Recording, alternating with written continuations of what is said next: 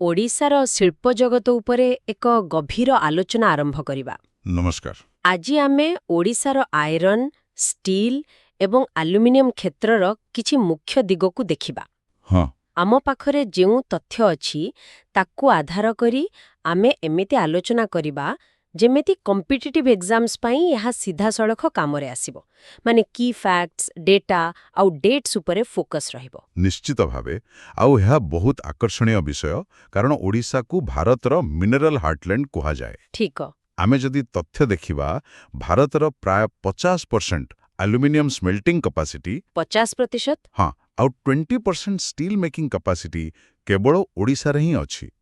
यह केवल संख्या नुहे ना, बिल्कुल नुहे। यह ओडिशार शिल्प कहानीर परिचय आ मु भाबुची एही कहानीर तीनोटी मुख्य अध्याय अछि। अच्छा। प्रथमे स्वाधीनता परर पब्लिक सेक्टर यूनिट्स, द्वितीय विश्व बजार को लक्ष्य रखिथिबा संस्था और तृतीय आजिर मॉडर्न प्राइवेट सेक्टर। बहुत भल भाबरे आपण एहाको भाग कले।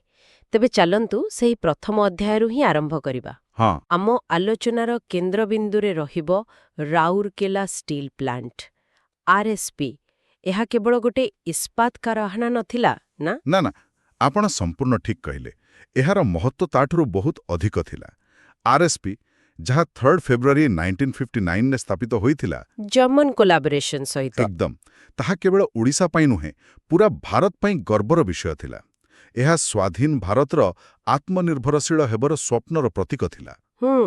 आ परीक्षा पई सबुठर गुरुत्वपूर्ण फैक्ट हेउची आरएसपी थिला भारतर first integrated public sector steel plant. इठी इंटीग्रेटेड शब्दटी उपरे टिके गुरुत्व देबा, एरो अर्थ कोन टिके सरल भाषारे बुझाइबे की? निश्चय। इंटीग्रेटेड माने कंचा माल माने आयरन और खणिरु आसीबाठारु आरंभ करी ओके। ताकू तरलाइबा, शुद्ध करिबा और शेषरे स्टील तयारी करी बाहर करिबा पर्यंत सबु प्रक्रिया गोटे कैंपस भितरे होउथिला। अच्छा, सबु गोटिए जगह रे? हाँ, सेठेबेले एहा एक वैप्लविक पदक्षेप थिला कारण एहा द्वारा भारत को बाहर देश उपरे निर्भर करिबाकू पड़ु नथिला। ठीक। आउ एहारो लोकेशंस गुडी को मने रखिबा जरूरी। मुख्य यूनिट राउरकेला रे। आउ एक सहायक यूनिट केउंझर जिल्लार बारबिल रे। बा, एहा प्रकृतिरे एक दूरदृष्टि संपन्न पदक्षेप थिला। आउ टेक्नोलॉजी कथा कोन? आम तथ्यरे से विषय भी किछि अछि? हाँ, एहा आउ एक फर्स्ट कैटेगरी फैक्ट। आरएसपी थिला भारतर प्रथम इस्पात कारखाना जे हॉट मेटल रो एक्सटर्नल डीसल्फराइजेशन पई एक विशेष प्रोसेस व्यवहार कला। ओहो। आउ से प्रोसेस रो नाम हेउची calcium carbide injection. Calcium carbide injection? एहा शुणिबाकू टिके जटिल लागुछे। हाँ, किंतु कामटा बहुत सरल। अच्छा। एहारो काम हेला तरल लोहारू सल्फर भली अशुद्धि को बाहर करिबा। जेतेबेले सल्फर बाहरी जाए स्टील रो क्वालिटी भलो होई जाए। एकदम स्टील अधिक मजबूत आउ नमनीय होइथाए। तेणु एही टेक्नोलॉजी अपनाइबारे आरएसपी प्रथम थिला। बुझिली। तबे आरएसपी थिला देश गठनर मूलदुआ, किंतु एहार प्राय 23 वर्ष परे 1982 रे आउ एक पीएसयू आसिला, नीलांचल इस्पात निगम लिमिटेड बा एनआईएनएल। हाँ। सेतेबेलको एमती कौन बदली जाइथिला जे आउ गोटे कंपनीर दरकार पड़िला? एहा एक चमत्कार प्रश्न। देखंतु 1960 दशक आउ 1980 दशकर भारत भितरे आकाश पातळ फरक थिला। आरएसपी रो लक्ष्य थिला भारतर घरोई आवश्यकता पूरण करिबा, माने डैम, ब्रिज, कारखाना तयारी करिबा। देश भितरर काम। हाँ, किंतु 80 दशक बेलकू भारतीय अर्थनीति धीरे धीरे बाहरपु देखिबा आरंभ कला। एनआईएनएल रो लक्ष्य केवल घरोई बजार नथिला, मूल लक्ष्य थिला एक्सपोर्ट, रप्तानी। हाँ, एहार मुख्य प्रोमोटर्स थिले एमएमटीसी माने metals and minerals trading corporation of India आउ IPICOL, industrial promotion and investment corporation of Odisha limited. तेबे एनआईएनएल रो दृष्टिकोण आरंभରୁ ही अंतर्जातीय थिला। एकदम। आउ सेथिरे से माने बहुत सफल भी हेले, जहां आम तथ्य कहूची। पूरापूरी ठीक।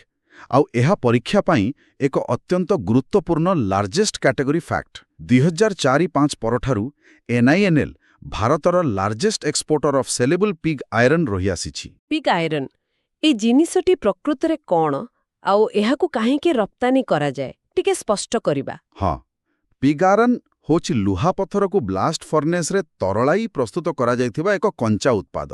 स्टील तयारीर प्रथम पर्याय। हाँ, ଏବେ ଭାବନ୍ତୁ କିଛି ଦେଶ ଅଛନ୍ତି ଯେଉଁମାନଙ୍କ ପାଖରେ ଷ୍ଟିଲ୍ କାରଖାନା ଅଛି କିନ୍ତୁ ନିଜର ଲୁହାପଥର ଖଣି ନାହିଁ। ଆଚ୍ଛା। ସେମାନେ NINL ଭଳି କମ୍ପାନୀଠାରୁ ପିଗ୍ ଆଇରନ୍ ଆମଦାନୀ କରନ୍ତି, ତେଣୁ ଏହାର ରପ୍ତାନି ବହୁତ ବଡ଼ ବ୍ୟବସାୟ।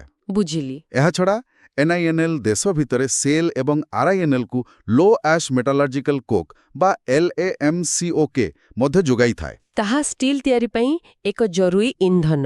ହଁ। ବହୁତ ଆକର୍ଷଣୀୟ। ତେବେ ଗୋଟିଏ PSU ଦେଶ ପାଇଁ ଷ୍ଟିଲ୍ ତିଆରି କରୁଥିଲା, ଆଉ ଗୋଟିଏ କଞ୍ଚାମାଲକୁ ବିଶ୍ୱ ବଜାରରେ ବିକୁଥିଲା। କିନ୍ତୁ କାହାଣୀ ତ କେବଳ ଲୁହା, ଇସ୍ପାତରେ ସୀମିତ ନୁହେଁ। ଓଡ଼ିଶା ଆଲୁମିନିୟମ କ୍ଷେତ୍ରରେ ମଧ୍ୟ ଏକ ପାୱାର ହାଉସ୍। ନିଶ୍ଚିତ ଭାବରେ। ଆମେ ଆରମ୍ଭରେ କହୁଥିଲେ 50% ଆଲୁମିନିୟମ ସ୍ମେଲ୍ଟିଂ କ୍ୟାପାସିଟି କଥା। ହଁ। ଏହାର ଶ୍ରେୟ ମୁଖ୍ୟତଃ ଗୋଟିଏ ସଂସ୍ଥାକୁ ଯାଏ, NALCO, national aluminium company limited. Navratna PSU? ହଁ, 1981ରେ ସ୍ଥାପିତ। ଏହାର 2ଟି ପ୍ରମୁଖ ୟୁନିଟ୍ ଅଛି, ଯାହାର ଲୋକେସନ ପରୀକ୍ଷାରେ ବାରମ୍ବାର ପଚରାଯାଏ। କୋଉଠି କୋଉଠି?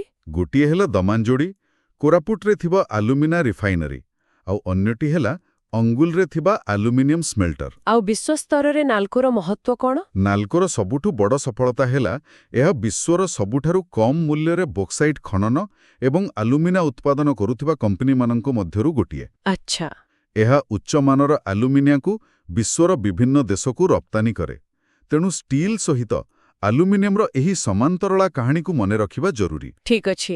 ଆମେ ଏବେ PSU ଯୁଗ ବିଷୟରେ କଥା ହେଲେ, କିନ୍ତୁ 1991 ପରେ ଯେତେବେଳେ ପ୍ରାଇଭେଟ୍ ସେକ୍ଟରର ପ୍ରବେଶ ହେଲା, ପୁରା ଚିତ୍ର ବଦଳିଗଲା। ହଁ, ଏହା ହେଉଛି ଓଡ଼ିଶା ଶିଳ୍ପ କାହାଣୀର ତୃତୀୟ ଆଉ ସବୁଠାରୁ ପ୍ରଭାବଶାଳୀ ଅଧ୍ୟାୟ। ଏହି ଯୁଗରେ Tata steel, Jindal steel and power limited ବା JSPL ଭଳି କମ୍ପାନୀମାନେ ଆସିଲେ। ଆଉ ସେମାନେ ଯୋଉ ସ୍କେଲ୍ ଆଣିଲେ? ତାହା ପୂର୍ବରୁ କଳ୍ପନା କରାଯାଇନଥିଲା। ଉଦାହରଣ ସ୍ୱରୂପ ଟାଟା ଷ୍ଟିଲ୍ର କାଳିଙ୍ଗାନଗର ପ୍ଲାଣ୍ଟ କିମ୍ବା JSPLର ଅଙ୍ଗୁଲ ପ୍ଲାଣ୍ଟ। ଏମାନଙ୍କର ଉତ୍ପାଦନ କ୍ଷମତା ପୁରୁଣା PSU ଠାରୁ ବହୁଗୁଣ ଅଧିକ। ଏହି ପ୍ରାଇଭେଟ୍ ପ୍ଲାଣ୍ଟସ୍ଗୁଡ଼ିକ ପୁରୁଣା PSU ଠାରୁ କେମିତି ଭିନ୍ନ? ମୁଖ୍ୟତଃ 2ଟି ଜିନିଷରେ, ସ୍କେଲ୍ ଏବଂ ଟେକ୍ନୋଲୋଜି। JSPLର ଅଙ୍ଗୁଲ ପ୍ଲାଣ୍ଟରେ ଭାରତର ସବୁଠାରୁ ବଡ଼ ବ୍ଲାଷ୍ଟ ଫର୍ନେସ୍ ଅଛି।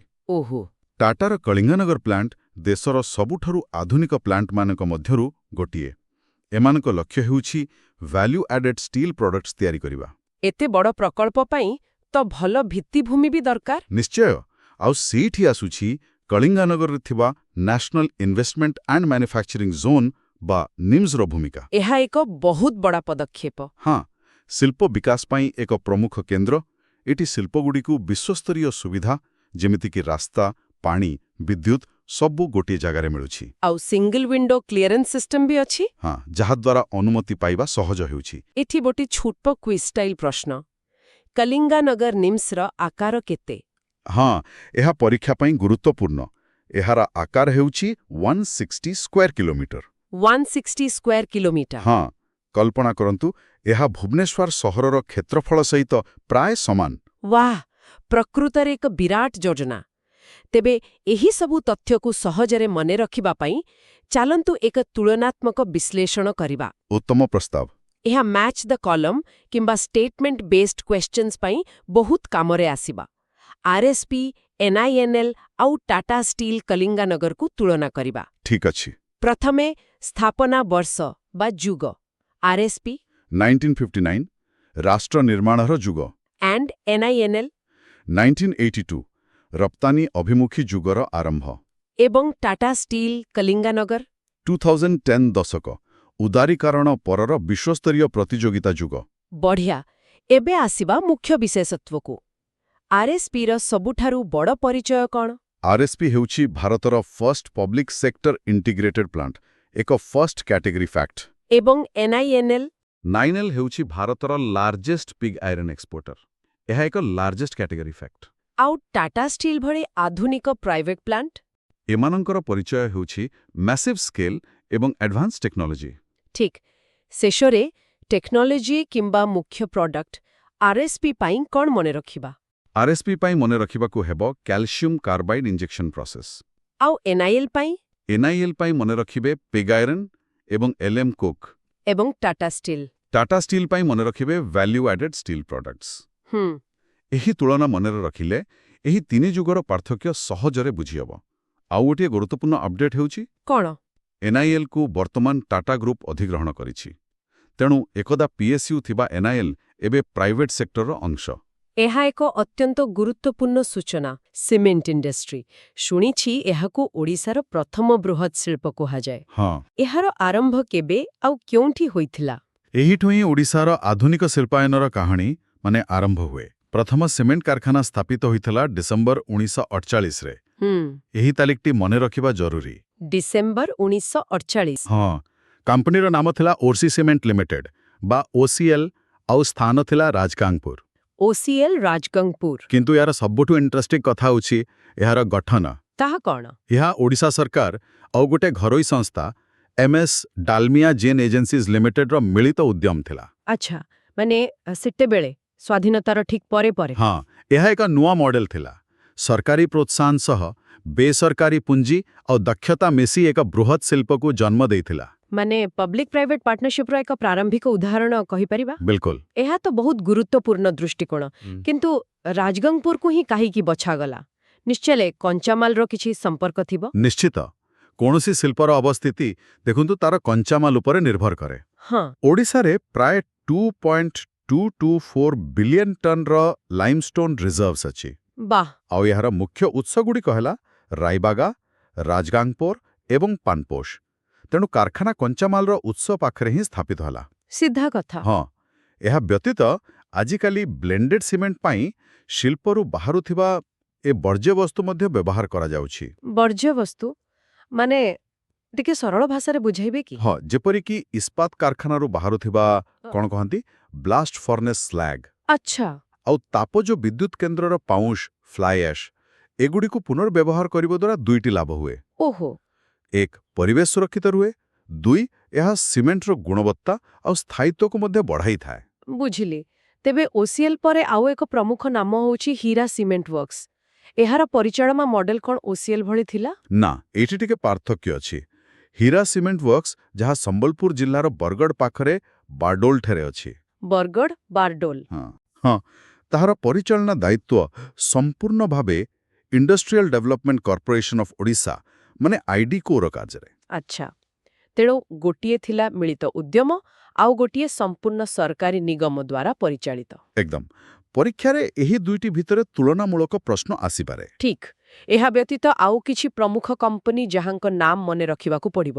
ହଁ, କିଛି ମୁଖ୍ୟ ଖେଳାଳି ହେଲେ ACC IDCOL, UltraTech Grasim, Shiva cement, Chariot cement, Sita cement ଆଉ ଓସିଏଲ୍ ଇଣ୍ଡିଆ। ଏହି ନାମଗୁଡ଼ିକ ମ୍ୟାଚ୍ ଦ କଲମରେ ଦେଖିବାକୁ ମିଳିପାରେ। ସିମେଣ୍ଟ ଭଳି ନିର୍ମାଣର ମୂଳଦୁଆ ପରେ ଆସନ୍ତୁ ଆଧୁନିକ ଭିତ୍ତିଭୂମିର ମେରୁଦଣ୍ଡ ଷ୍ଟିଲ୍ ଇଣ୍ଡଷ୍ଟ୍ରି ଉପରେ କଥା ହେବା। ହଁ, ଆଉ ଓଡ଼ିଶାରେ ଇସ୍ପାତ କଥା ଉଠିଲେ ଗତ 2 ଦଶନ୍ଧିର ସବୁଠୁ ଚର୍ଚ୍ଚିତ ନାମ ହେଉଛି ପସ୍କୋ। ନିଶ୍ଚୟ।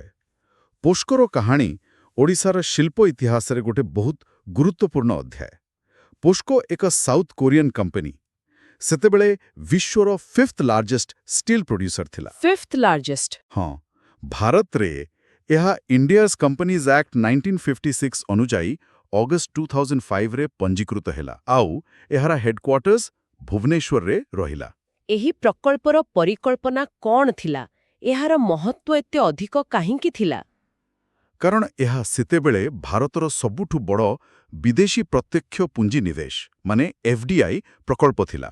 ଓହୋ। ପାରାଦୀପଠାରେ ଏକ 12 MT ମେଟ୍ରିକ୍ ଟନ୍ କ୍ଷମତା ବିଶିଷ୍ଟ ଇସ୍ପାତ କାରଖାନା ସ୍ଥାପନ କରିବାର ଯୋଜନା ଥିଲା। ଏହାର ବିଶାଳତା ହିଁ ଏହାକୁ ଏତେ ଚର୍ଚ୍ଚିତ କରିଥିଲା। ତାମାନେ ପରୀକ୍ଷା ପାଇଁ ଏହି ଡାଟାଗୁଡ଼ିକ South Korea 5th largest, August 2005 ଆଉ 12 MT ଆଟ୍ ପାରାଦୀପ। ହଁ, ଆଉ ଭୁବନେଶ୍ୱର HQ, ସବୁ ଗୋଟିଏ ସମ୍ଭାବ୍ୟ ପ୍ରଶ୍ନ। ବୁଝିଲି। ପୋସ୍କୋ ଭଳି ଏକ ବିଶାଳ ପ୍ରକଳ୍ପ ଓଡ଼ିଶାକୁ ଆସିବା ପଛର ମୁଖ୍ୟ କାରଣ ଥିଲା ଏହାର ଖଣିଜ ସମ୍ପଦ। ତେବେ ଇସ୍ପାତ ବ୍ୟତୀତ ଆଉ ଏକ ଧାତୁ ଅଛି ଯେଉଁଥିପାଇଁ ଓଡ଼ିଶା କେବଳ ଭାରତରେ ନୁହେଁ ସାରା ବିଶ୍ୱରେ ପରିଚିତ। ଆଲୁମିନିୟମ୍? ଏକଦମ। ଓଡ଼ିଶାକୁ ଆଲୁମିନିୟମ୍ କ୍ଷେତ୍ରରେ ଦ ନ୍ୟାସନାଲ ଲିଡର କୁହାଯାଏ। ଆଉ ଏହା ପଛର କାରଣ ହେଉଛି ପ୍ରକୃତିର ଅମୂଲ୍ୟ ଦାନ। ଭାରତର ପ୍ରାୟ 50% ବକ୍ସାଇଟ୍ ରିଜର୍ଭସ୍ କେବଳ ଓଡ଼ିଶାରେ ହିଁ ଅଛି। 50%? ହଁ, 50%। ଏହି ଆକଳନଟି ଅତ୍ୟନ୍ତ ଗୁରୁତ୍ୱପୂର୍ଣ୍ଣ ଏବଂ ସିଧାସଳଖ ପ୍ରଶ୍ନରେ ଆସିପାରେ। ଏହି 50% ବକ୍ସାଇଟ୍ ରିଜର୍ଭ ହିଁ ସବୁକିଛି ବଦଳାଇ ଦେଇଛି। ତେବେ ଏହି ଶିଳ୍ପର ଯାତ୍ରା କେବେଠାରୁ ଆରମ୍ଭ ହେଲା? କୌଣସି ନିର୍ଦ୍ଦିଷ୍ଟ ଘଟଣା ଥିଲା କି ଯାହାକୁ ଗତି ଦେଲା? ନିଶ୍ଚିତ ଭାବରେ ଥିଲା। ଏହାର ମୂଳଦୁଆ ପଡ଼ିଥିଲା 1975 ମସିହାରେ। 1975?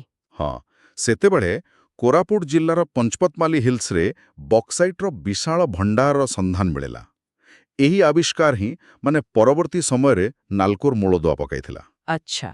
ଏହାର ଠିକ୍ 6 ବର୍ଷ ପରେ 1981ରେ ସେହି ସମ୍ବଳକୁ ବ୍ୟବହାର କରିବା ପାଇଁ ନାଲ୍କୋ ବା ନ୍ୟାସନାଲ ଆଲୁମିନିୟମ କମ୍ପାନୀ ଲିମିଟେଡର ସ୍ଥାପନା କରାଗଲା। ତାମାନେ 1975ର ଆବିଷ୍କାର ସିଧାସଳଖ 1981ର ନାଲ୍କୋ ପ୍ରତିଷ୍ଠା ସହ ଜଡ଼ିତ। ଏବଂ ନାଲ୍କୋର କର୍ପୋରେଟ୍ ପ୍ରୋଫାଇଲ୍ କ'ଣ? ଏହା କାହିଁକି ଏତେ ବିଶେଷ? ସ୍ଥାପିତ ହୋଇଥିଲା ଫ୍ରାନ୍ସ ସହଯୋଗରେ? ହଁ, ଏହାର ସବୁଠୁ ବଡ଼ ପରିଚୟ ହେଉଛି ଏହା ଆସିଆର ସର୍ବବୃହତ୍ ଏବଂ ବିଶ୍ୱର ଅନ୍ୟତମ ଆଧୁନିକ ଇଣ୍ଟିଗ୍ରେଟେଡ୍ ଆଲୁମିନିୟମ କମ୍ପ୍ଲେକ୍ସ ଅଟେ। ଏହା ଓଡ଼ିଶାକୁ ବିଶ୍ୱ ଆଲୁମିନିୟମ ମାନଚିତ୍ରରେ ଏକ ସ୍ୱତନ୍ତ୍ର ସ୍ଥାନ ଦେଇଛି। ଇଣ୍ଟିଗ୍ରେଟେଡ୍ କମ୍ପ୍ଲେକ୍ସ, ଏହା ଅର୍ଥ କ'ଣ? ନାଲ୍କୋର କାର୍ଯ୍ୟଶୈଳୀ କିପରି ଚାଲେ? ଏହାକୁ ଦୁଇଟି ସହଜ ସୋପାନରେ ବୁଝିହେବ। ପ୍ରଥମେ ୟୁନିଟ୍ 1 ଅଛି ଦାମନଯୋଡ଼ିରେ, ଯାହା ବକ୍ସାଇଟ୍ ଖଣି ପାଖରେ। ହଁ। ଏଠାରେ ରିଫାଇନିଂ କରାଯାଏ, ଅର୍ଥାତ୍ ମାଟିମିଶା ବକ୍ସାଇଟ୍ ପଥରକୁ ସଫା କରି ଆଲୁମିନା ନାମକ ଏକ ଧଳା ପାଉଡର ତିଆରି କରାଯାଏ। ଆଚ୍ଛା, ତେବେ ଆଲୁମିନା ହେଉଛି ଆଲୁମିନିୟମ ତିଆରିର ମଧ୍ୟବର୍ତ୍ତୀ ପଦାର୍ଥ। ଏହାପରେ କ'ଣ ହୁଏ? ଏହାପରେ ସେହି ଆଲୁମିନା ପାଉଡରକୁ ଟ୍ରେନ୍ ଯୋଗେ ୟୁନିଟ୍ 2କୁ ପଠାଯାଏ, ଯାହା ଅନୁଗୁଳଠାରେ ଅବସ୍ଥିତ। ଅନୁଗୁଳ? ହଁ, ଅନୁଗୁଳରେ ସ୍ମେଲ୍ଟର ଏବଂ ପାୱାର ପ୍ଲାଣ୍ଟ ରହିଛି। ଏଠାରେ ସ୍ମେଲ୍ଟିଂ ପ୍ରକ୍ରିୟାରେ ପ୍ରଚୁର ବିଦ୍ୟୁତ୍ ଶକ୍ତି ବ୍ୟବହାର କରି ଆଲୁମିନାକୁ ତରଳାଇ ସେଥିରୁ ଶୁଦ୍ଧ ଆଲୁମିନିୟମ ଧାତୁ ବାହାର କରାଯାଏ। ଓହୋ, ତେଣୁ ଅନୁଗୁଳକୁ ଆଲୁମିନିୟମ ପାର୍କ କୁହାଯାଏ? ଏକଦମ। ଆଉ ଏଠାରୁ ଉତ୍ପାଦିତ ଆଲୁମିନିୟମ ବିଶାଖାପଟ୍ଟନମ ଆଉ ପାରାଦୀପ ବନ୍ଦର ଦେଇ ରପ୍ତାନି ହୁଏ। କିନ୍ତୁ ସ୍ମେଲ୍ଟିଂ ପାଇଁ ତ ପ୍ରଚୁର ବିଦ୍ୟୁତ୍ ଦରକାର। ଅନୁଗୁଳ ପ୍ଲାଣ୍ଟ ପାଇଁ ଏତେ ଶକ୍ତି କେଉଁଠୁ ଆସେ? ଏଇଠି ଆଉ ଏକ ଗୁରୁତ୍ୱପୂର୍ଣ୍ଣ ଭୌଗୋଳିକ ସଂଯୋଗ ରହିଛି। ଅନୁଗୁଳ ପ୍ଲାଣ୍ଟକୁ ଶକ୍ତି ଯୋଗାଇବା ପାଇଁ ପାଖରେ ଥିବା ତାଲଚର କୋଲ୍ ଫିଲ୍ଡସରୁ ବାର୍ଷିକ 2.4 ମିଲିୟନ ଟନ୍ସ କୋଇଲା ଯୋଗାଇ ଦିଆଯାଏ। ଆଚ୍ଛା। ଏହି କନେକ୍ସନଟା ପରୀକ୍ଷା ପାଇଁ ବହୁତ ଜରୁରୀ।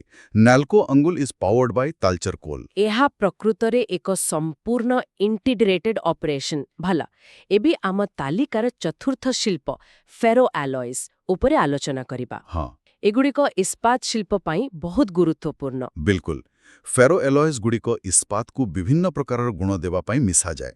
ଓଡ଼ିଶାରେ 2ଟି ମୁଖ୍ୟ ଫେରୋ ମ୍ୟାଙ୍ଗନିଜ୍ ପ୍ଲାଣ୍ଟ ଅଛି। ଆଉ ଏଇଟା ପରୀକ୍ଷାର୍ଥୀଙ୍କ ପାଇଁ ଏକ କ୍ଲାସିକ୍ ମ୍ୟାଚ୍ ଦ କଲମ ପ୍ରଶ୍ନ। ଠିକ୍ ଅଛି, ମୁଁ ପ୍ରସ୍ତୁତ। ପ୍ଲାଣ୍ଟ 1 କେଉଁଝର ଜିଲ୍ଲାରେ ଯୋଡ଼ାଠାରେ। ଏହାର ପରିଚାଳକ ହେଉଛନ୍ତି Tata iron and steel company limited. Joda Tata steel? ହଁ। ଆଉ ପ୍ଲାଣ୍ଟ 2 କୋରାପୁଟ ଜିଲ୍ଲାର ରେୟାଗେଡ଼ାଠାରେ ଏବଂ ଏହାର ପରିଚାଳକ ହେଉଛନ୍ତି ଜୟପୁର ସୁଗର କମ୍ପାନୀ ଲିମିଟେଡ୍। ଗୋଟେ ମିନିଟ୍, ଯୋଡ଼ା ଟାଟା ଷ୍ଟିଲ୍ ଆଉ ରାୟାଗଡ଼ା ଜୟପୁର ସୁଗର। କିନ୍ତୁ ଜୟପୁର ସୁଗର କମ୍ପାନୀ ଗୋଟିଏ ଚିନି କମ୍ପାନୀ ଫେରୋ ଆଲଏଜ୍ ପ୍ଲାଣ୍ଟ ଚଲାଉଥିଲା। ଏହା ଟିକେ ଆଶ୍ଚର୍ଯ୍ୟଜନକ। ସତରେ, ଏହା ସେତେବେଳର ବ୍ୟବସାୟିକ ପରିବେଶକୁ ଦର୍ଶାଏ। ଯେଉଁ କମ୍ପାନୀମାନଙ୍କ ପାଖରେ ପୁଞ୍ଜି ଥିଲା, ସେମାନେ ଲାଭଜନକ ନୂଆ କ୍ଷେତ୍ରର ନିବେଶ କରୁଥିଲେ।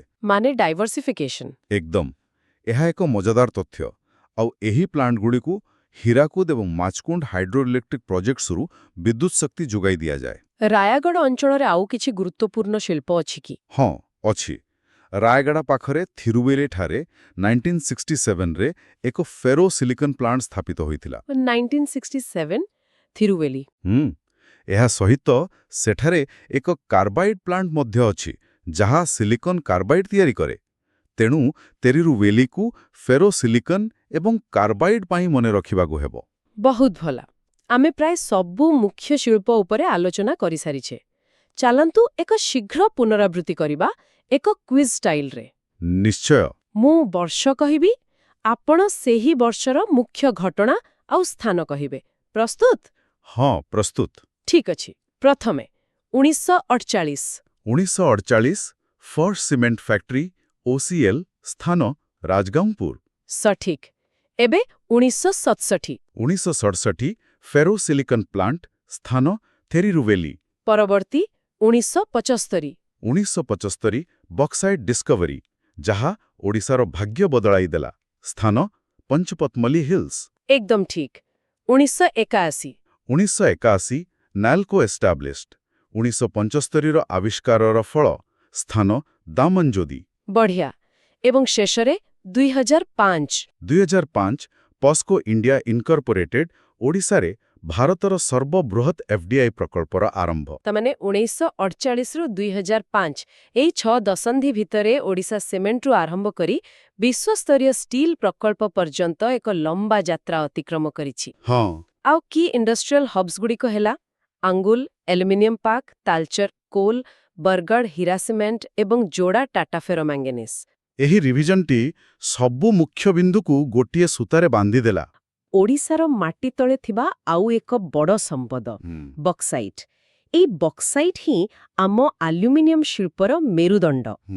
ଏଥିରେ ନାଲ୍କୋ, ହିନ୍ଦାଲ୍କୋ, ବେଦାନ୍ତା ଭଳି ବଡ଼ ବଡ଼ ଖେଳାଳି ଅଛନ୍ତି। ଆଚ୍ଛା, ଯଦି ଆମେ ହିନ୍ଦାଲ୍କୋ ଉପରେ ଧ୍ୟାନ ଦେବା, ତେବେ କେଉଁ ତଥ୍ୟଟି ସବୁଠାରୁ ଗୁରୁତ୍ୱପୂର୍ଣ୍ଣ? ହିନ୍ଦାଲ୍କୋ ପାଇଁ ଗୋଟିଏ ବର୍ଷ ମନେ ରଖିବା ନିହାତି ଜରୁରୀ। କେଉଁ ବର୍ଷ? 1958 ଏହା ତାର ପ୍ରତିଷ୍ଠା ବର୍ଷ। ଓଡ଼ିଶାରେ ଏହାର ମୁଖ୍ୟ କେନ୍ଦ୍ର ହେଉଛି ହୀରାକୁଦ ଆଉ ସମ୍ବଲପୁର। ଏହାର ଗ୍ଲୋବାଲ ଷ୍ଟାଟସ୍ ମଧ୍ୟ ଗୁରୁତ୍ୱପୂର୍ଣ୍ଣ। ଏହା one of the world's largest aluminium rolling and recycling companies ଅଟେ। କିନ୍ତୁ ପରୀକ୍ଷା ଦୃଷ୍ଟିରୁ ମୋତେ ଲାଗେ ସବୁଠାରୁ ମହତ୍ତ୍ୱପୂର୍ଣ୍ଣ ହେଉଛି ଏହାର ଓଡ଼ିଶା ମାଇନିଂ କର୍ପୋରେସନ ମାନେ OMC ସହିତ ଥିବା ଷ୍ଟ୍ରାଟେଜିକ୍ ପାର୍ଟନରସିପ୍।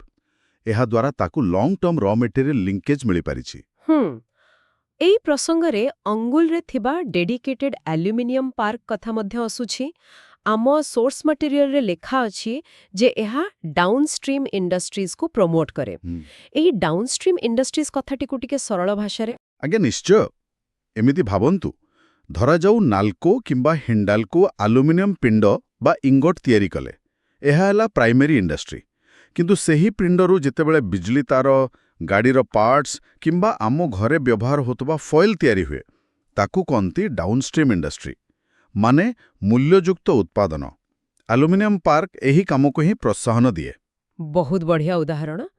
ଠିକ୍ ଅଛି, ତେବେ ଭାରୀ ଶିଳ୍ପରୁ ଆସନ୍ତୁ ସେହି ଶିଳ୍ପ ଆଡ଼କୁ ଯିବା ଯାହା ମାଟି ଉପରେ ବଢ଼ୁଥିବା ସମ୍ପଦ ଉପରେ ନିର୍ଭର କରେ, ଯେମିତିକି କାଗଜ ଶିଳ୍ପ। ଏଠି ମଧ୍ୟ ଗୋଟେ ଫର୍ଷ୍ଟର ପ୍ରଶ୍ନ ଆସୁଛି। ଓଡ଼ିଶାର ପ୍ରଥମ କାଗଜ କଳ କେଉଁଠି ଆଉ କେବେ ସ୍ଥାପିତ ହୋଇଥିଲା, ମନେ ଅଛି? ହଁ, ଏହା ମଧ୍ୟ ଗୋଟେ ବହୁତ ଗୁରୁତ୍ୱପୂର୍ଣ୍ଣ ତଥ୍ୟ। ଓଡ଼ିଶାର ପ୍ରଥମ କାଗଜ କଳ ହେଉଛି ଓରିଏଣ୍ଟ ପେପର ମିଲ୍, ଝାରସୁଗୁଡ଼ାରେ 1936 ମସିହାରେ ବିର୍ଲା ଗ୍ରୁପ ଦ୍ୱାରା। ଏହାର ସମୟକାଳ ଦେଖନ୍ତୁ ସ୍ୱାଧୀନତା ପୂର୍ବରୁ। ଆଉ ଏହାର ଅବସ୍ଥିତି ପଛର କାରଣଟା ବହୁତ ସିଧାସଳଖ। ସେତେବେଳେ ଝାରସୁଗୁଡ଼ା ପାଖାପାଖି ଅଞ୍ଚଳ ବାଉଁଶ ବଣରେ ଭର୍ତ୍ତି ଥିଲା। ଆଉ ବାଉଁଶ ହେଉଛି କାଗଜ ପାଇଁ ମୁଖ୍ୟ କଞ୍ଚାମାଲ। ଏହା ରିସୋର୍ସ ଡ୍ରିଭେନ୍ ଇଣ୍ଡଷ୍ଟ୍ରିଆଲାଇଜେସନର ଏକ ପରଫେକ୍ଟ ଏକ୍ଜାମ୍ପଲ, ନୁହେଁ କି? ଏକଦମ ଠିକ୍। ଆଚ୍ଛା, ଆମ ସୋର୍ସ ମେଟେରିଆଲରେ ରାୟଗଡ଼ା ପେପର ମିଲ୍ କଥା ମଧ୍ୟ ଅଛି। ତେବେ ଓରିଏଣ୍ଟ ପେପର ମିଲ୍ ଆଉ ରାୟଗଡ଼ା ପେପର ମିଲ୍ ଭିତରେ ତୁଳନା କଲେ କ'ଣ ପାର୍ଥକ୍ୟ ଦେଖିବାକୁ ମିଳିବ? ଷ୍ଟେଟମେଣ୍ଟ ବେସ୍ଡ ପ୍ରଶ୍ନ ପାଇଁ ଏହା ଜରୁରୀ। ହଁ, ଏଇଟା ଗୋଟେ ଭଲ ପ୍ରଶ୍ନ। ଦୁଇଟି ଯାକ କାଗଜ କଳ, କିନ୍ତୁ ସ୍ଥାପନା ପଛର ତର୍କରେ ସାମାନ୍ୟ ପାର୍ଥକ୍ୟ ଅଛି। ଓରିଏଣ୍ଟ ପେପର ମିଲ୍ ଝାରସୁଗୁଡ଼ା ପାଇଁ ମୁଖ୍ୟ କାରଣ ଥିଲା ଗୋଟେ ନିର୍ଦ୍ଦିଷ୍ଟ କଞ୍ଚାମାଲ, ବାଉଁଶ। ହଁ, ବାଉଁଶର ସହଜ ଉପଲବ୍ଧତା।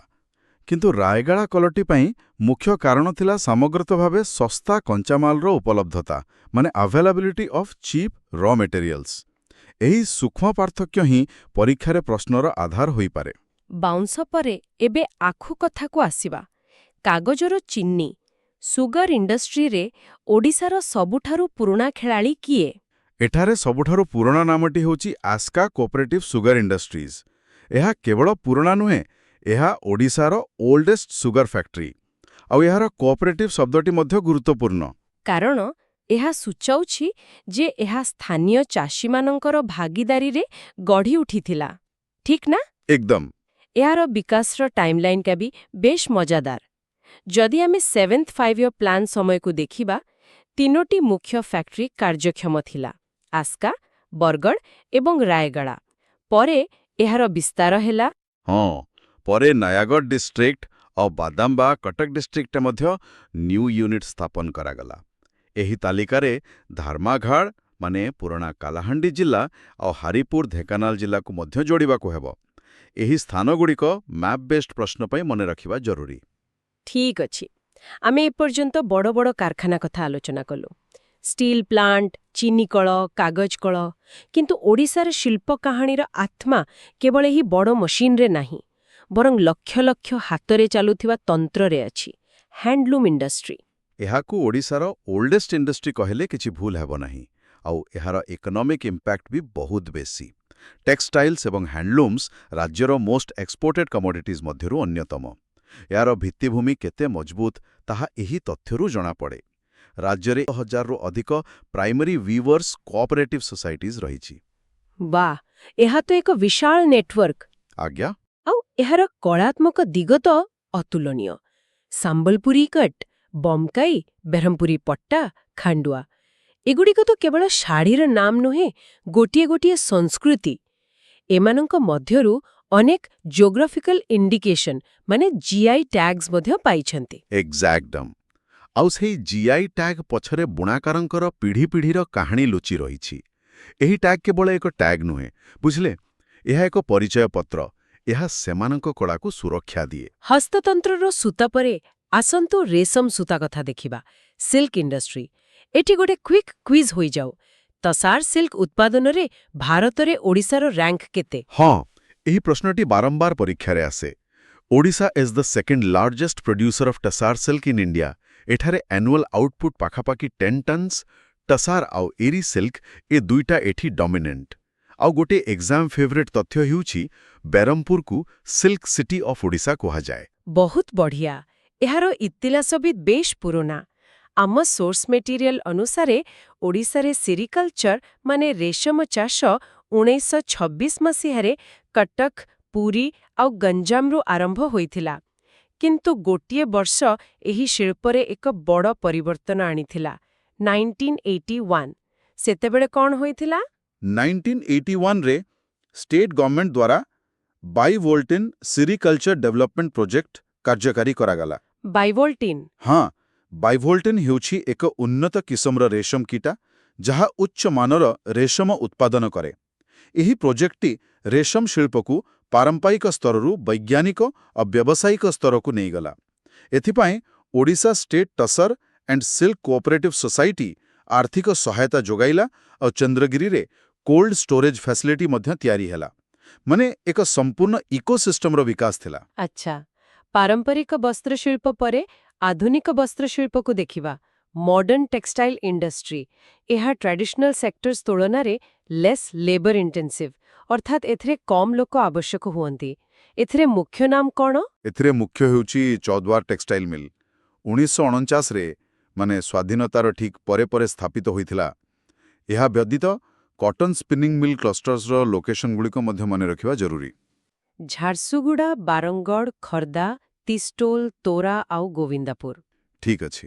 ଆମେ ଧାତୁ, କୃଷି, ବସ୍ତ୍ର କଥା କହିଲେ, କିନ୍ତୁ ଆଉ ଏକ ଶିଳ୍ପ ଅଛି ଯାହା ଓଡ଼ିଶାର ମାଟି ଉପରେ ସିଧାସଳଖ ନିର୍ଭରଶୀଳ। Ceramic and glass industry. ଏହି ବିଭାଗଟି ସଂକ୍ଷେପରେ ଦିଆଯାଇଛି, ହେଲେ ଏହାର କଞ୍ଚାମାଲ କ'ଣ? ଏହାର ବେସ୍ ମେଟେରିଆଲ୍ସ ହେଉଛି ସିଲିକା, ସୋଡା ଆଉ ଲାଇମଷ୍ଟୋନ୍, ମାନେ ବାଲି, ସୋଡା ଆଉ ଚୁନାପଥର। ଏସବୁ ଓଡ଼ିଶାରେ ସହଜରେ ଉପଲବ୍ଧ।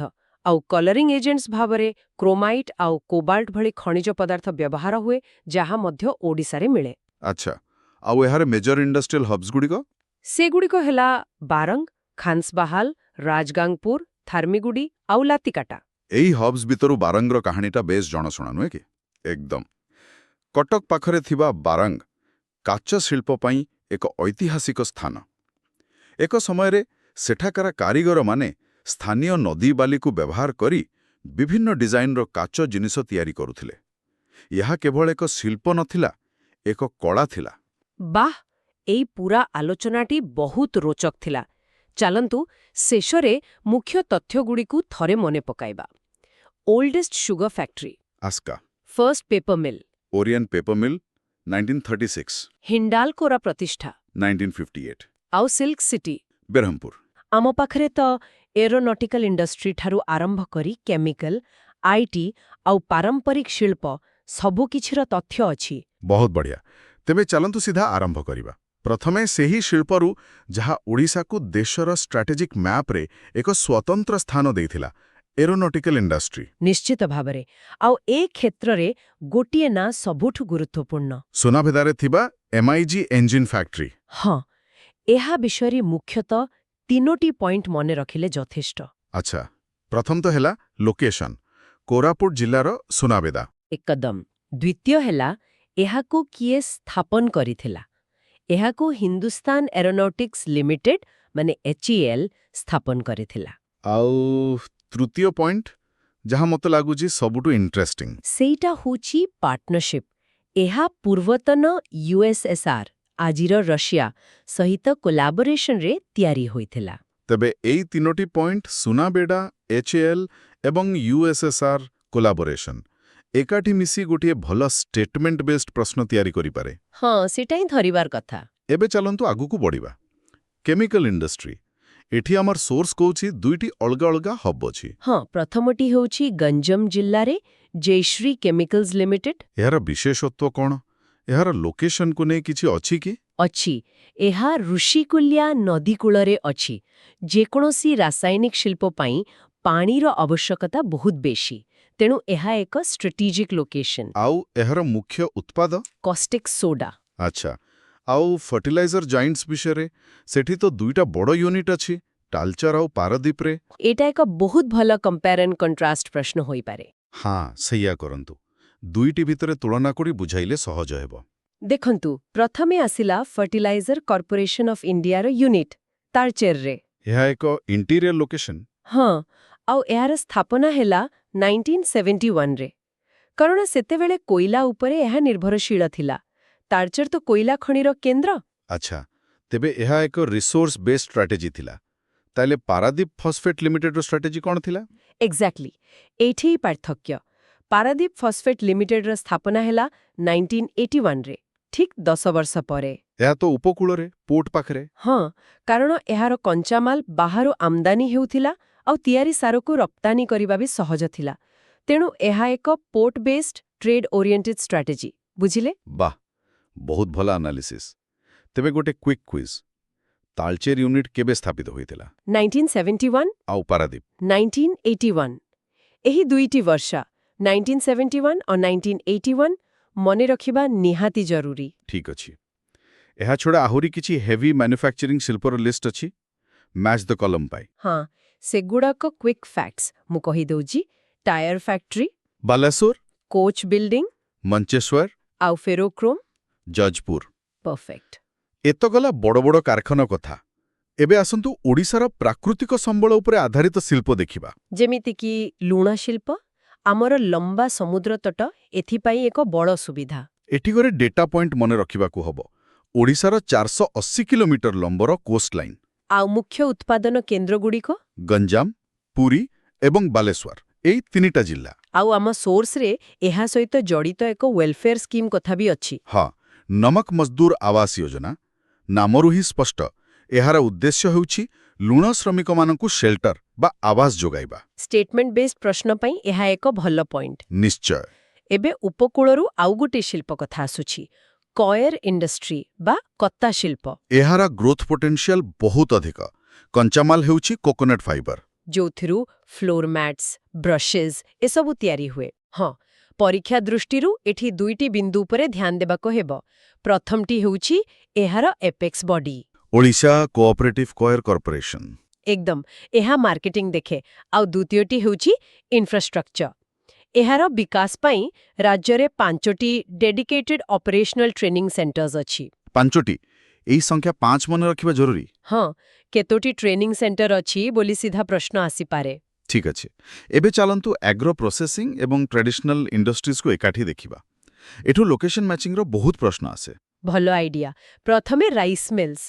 ଏଗୁଡ଼ିକ ସେଇ ଅଞ୍ଚଳରେ ଅଧିକ ଦେଖାଯାଏ ଯେଉଁଠି ଧାନ ଉତ୍ପାଦନ ବେଶୀ। ଯେମିତିକି ବାଲାସୋର, କଟକ, ସମ୍ବଲପୁର। ଆଉ ବିଶେଷ କରି ବରଗଡ଼, ଯାହାକୁ ଓଡ଼ିଶାର ରାଇସ୍ ବୋଲ୍ କୁହାଯାଏ। ଆଉ ଜୁଟ୍ ମିଲ୍ସ, ତା ପାଇଁ କୌଣସି ଗୋଟିଏ ବିଶେଷ ଲୋକେସନ ଅଛି କି? ହଁ, ଗୋଟିଏ ହିଁ ଲୋକେସନ ସବୁଠୁ ବେଶୀ ଗୁରୁତ୍ୱପୂର୍ଣ୍ଣ। ସେଟା ହେଉଛି ଧନାମଣ୍ଡଲ, ଜଜପୁର ଜିଲ୍ଲାରେ। ଧନାମଣ୍ଡଲ, ଏଇ ନାଁଟା ମନେ ରଖିବାକୁ ପଡ଼ିବ। ନିହାତି। ବୁଝିଗଲି। ଏବେ ଆସିବା ପାରମ୍ପରିକ ହସ୍ତଶିଳ୍ପ ଉପରକୁ। Stone carving. ପୁରୀର। ଏହା ପୁରୀର ମନ୍ଦିର ସଂସ୍କୃତି ସହ ଯୋଡ଼ି ହୋଇ ରହିଛି। ଆଉ ଜିଲରୀ ପାଇଁ? କଟକ ଏବଂ ବରହମପୁର। କଟକ ତ ତାର ତାରକସି କାମ ପାଇଁ ପ୍ରସିଦ୍ଧ। ଆଉ ଲେଦର ଶିଳ୍ପ? ହଁ, ଏଟା ଟିକେ ବହୁତ ଜାଗାରେ ବ୍ୟାପିଛି। ହଁ, ଏଥିପାଇଁ ବୌଦ୍ଧ, ଭଞ୍ଜନଗର, ବଲାଙ୍ଗୀର, କଟକ ଭଳି ମୁଖ୍ୟ କେନ୍ଦ୍ର ଅଛି। ବିଡି ପ୍ରଡକ୍ସନର ବ୍ୟାପକତା ତ ଆହୁରି ଅଧିକ। ସେଟା ତ ସମ୍ବଲପୁର, ସୁନ୍ଦରଗଡ଼, ବଲାଙ୍ଗୀର, କେଉଁଝରରୁ ଆରମ୍ଭ କରି କଟକ, ବାଲାସୋର ପର୍ଯ୍ୟନ୍ତ ବ୍ୟାପିଛି। ଏଥିରୁ ଗୋଟିଏ କଥା ସ୍ପଷ୍ଟ ଯେ ଏହା ଏକ ବଡ଼ ଅଣସଂଗଠିତ ଶିଳ୍ପ। ବହୁତ ଭଲ। ଏବେ ଚାଲନ୍ତୁ ଓଡ଼ିଶାର ଶିଳ୍ପଯାତ୍ରାର ଆଧୁନିକ ପର୍ଯ୍ୟାୟକୁ, ଆଇଟି ସେକ୍ଟର, ଯାହାକୁ ନ୍ୟୁ ଗ୍ରୋଥ୍ ଇଞ୍ଜିନ୍ କୁହାଯାଉଛି। ହଁ, ଏହା ହେଉଛି ନୂଆ ଅଧ୍ୟାୟ। ଏଠାରେ କିଛି ସଂଖ୍ୟା ବହୁତ ଗୁରୁତ୍ୱପୂର୍ଣ୍ଣ। କେଉଁ ସଂଖ୍ୟା? ଦୁଇଟି ମୁଖ୍ୟ ସଂଖ୍ୟା। ପ୍ରଥମ, 100ରୁ ଅଧିକ ITES units software technology parks of India ମାନେ STPI ଅଧୀନରେ ରେଜିଷ୍ଟର୍ଡ। STPI ଅଧୀନରେ ରହିବା ମାନେ ଏଗୁଡ଼ିକ ମୁଖ୍ୟତଃ ଏକ୍ସପୋର୍ଟ ଓରିଏଣ୍ଟେଡ୍ ଏକଦମ। ଆଉ ଦ୍ୱିତୀୟ ସଂଖ୍ୟାଟି ହେଉଛି 200ରୁ ଅଧିକ ୟୁନିଟ୍ସ ଡିଷ୍ଟ୍ରିକ୍ଟ ଇଣ୍ଡଷ୍ଟ୍ରିଜ୍ ସେଣ୍ଟର ବା DIC ଅଧୀନରେ ରେଜିଷ୍ଟର୍ଡ। ଆଚ୍ଛା, ଏହା ସୂଚାଉଛି ଯେ ଆଇଟି ଶିଳ୍ପ ତୃଣମୂଳ ସ୍ତରରେ ମଧ୍ୟ ପହଞ୍ଚିଛି। ହଁ। କିନ୍ତୁ ଆଇଟି କହିଲେ ସାଧାରଣତଃ ଲୋକେ କେବଳ ଭୁବନେଶ୍ୱର କଥା ଭାବନ୍ତି। ଏହା କ'ଣ ସତ? ନା, ଏବେ ଆଉ ନୁହେଁ। ଭୁବନେଶ୍ୱର ନିଶ୍ଚିତ ଭାବରେ ମୁଖ୍ୟ ହବ୍, କିନ୍ତୁ ଏବେ ରାଉରକେଲା, ବରହମପୁର, ସମ୍ବଲପୁର ଏବଂ ବାଲାସୋର ମଧ୍ୟ ଆଇଟି ହବ୍ସ ଭାବେ ଉଭା ହେଉଛନ୍ତି। ଆଉ ଟପ୍ କନସଲ୍ଟିଂ ଫର୍ମସ୍? କେଉଁ ବଡ଼ ବଡ଼ କମ୍ପାନୀମାନଙ୍କର ଏଠାରେ ପ୍ରେଜେନ୍ସ ଅଛି? ଇନଫୋସିସ୍, TCS, ୱିପ୍ରୋ ତ ଅଛନ୍ତି। ତା ସହିତ ହେକ୍ସାୱେ ଟେକ୍ନୋଲୋଜିଜ୍ ଏବଂ ICS ଭଳି ଅନ୍ୟ ପ୍ରମୁଖ କମ୍ପାନୀମାନଙ୍କର ମଧ୍ୟ ମେଜର ବ୍ରାଞ୍ଚେସ୍ ଅଛି। ଭୁବନେଶ୍ୱରକୁ the city of tech park ବୋଲି ମଧ୍ୟ କୁହାଯାଏ। ହଁ, ଏହାର କିଛି ଉଦାହରଣ ହେଲା Infocity, Fortune Tower, Tower 2000, IDCO tower ଏବଂ ଇନଫୋପାର୍କ। ଏହି ନାମଗୁଡ଼ିକୁ ପରୀକ୍ଷା ପାଇଁ ଜରୁରୀ। ନିଶ୍ଚୟ। Which of the following is not a tech park in Bhubaneswar ଭଳି ପ୍ରଶ୍ନ ପାଇଁ ଏହି ଲିଷ୍ଟଟି ବହୁତ କାମରେ ଆସିବ। ତେବେ ଆଜିର ଆଲୋଚନା ଏକ ପ୍ରକାର ଓଡ଼ିଶାର ଶିଳ୍ପ ବିପ୍ଳବର କାହାଣୀ ପଡ଼ିଥିଲା। ହଁ, ସନାବେଦାର MIG ଫ୍ୟାକ୍ଟ୍ରିରୁ ଆରମ୍ଭ କରି ଭୁବନେଶ୍ୱରର ଆଧୁନିକ ଟେକ୍ ପାର୍କସ୍ ପର୍ଯ୍ୟନ୍ତ ଏକ ସମ୍ପୂର୍ଣ୍ଣ ଯାତ୍ରା। ଆଉ ପରୀକ୍ଷା ପାଇଁ ମୁଖ୍ୟ କଥା ହେଲା ଏହି ସବୁ ତଥ୍ୟକୁ ପରସ୍ପର ସହ ଯୋଡ଼ିବା। ଶିଳ୍ପର ପ୍ରକାର, ତାର ଅବସ୍ଥିତି, ସ୍ଥାପନା ବର୍ଷ ଏବଂ ତା ପଛର କାରଣ ଏସବୁକୁ ଏକାଠି ମନେ ରଖିବାକୁ ହେବ। ଆଜିର ଆଲୋଚନା ଶେଷରେ ପରୀକ୍ଷାର୍ଥୀଙ୍କ ପାଇଁ ଏକ ଚିନ୍ତନୀୟ ପ୍ରଶ୍ନ ଛାଡ଼ିଯିବାକୁ ଚାହେଁ। ଆମେ ଦେଖିଲେ କିପରି ଭୌଗୋଳିକ ସ୍ଥିତି, ଯେପରିକି ଉପକୂଳ ଲୁଣ ପାଇଁ ଆଉ ଖଣିଜ ସମ୍ପଦ ରାସାୟନିକ ଶିଳ୍ପ ପାଇଁ ଓଡ଼ିଶାର ପାରମ୍ପରିକ ଶିଳ୍ପକୁ ରୂପ ଦେଇଛି। ଏବେ ଭାବିବାର ବିଷୟ ହେଉଛି ଆଇଟି ସେକ୍ଟରର ଅଭିବୃଦ୍ଧି, ଯାହା ଭୌଗୋଳିକ ସ୍ଥିତି ଉପରେ କମ୍ ନିର୍ଭରଶୀଳ, ତାହା ଆଗାମୀ ଦଶକରେ ଓଡ଼ିଶାର ଅର୍ଥନୀତିକ ମାନଚିତ୍ର ଏବଂ ଜନସଂଖ୍ୟା ବଣ୍ଟନକୁ କିପରି ପରିବର୍ତ୍ତନ କରିପାରେ।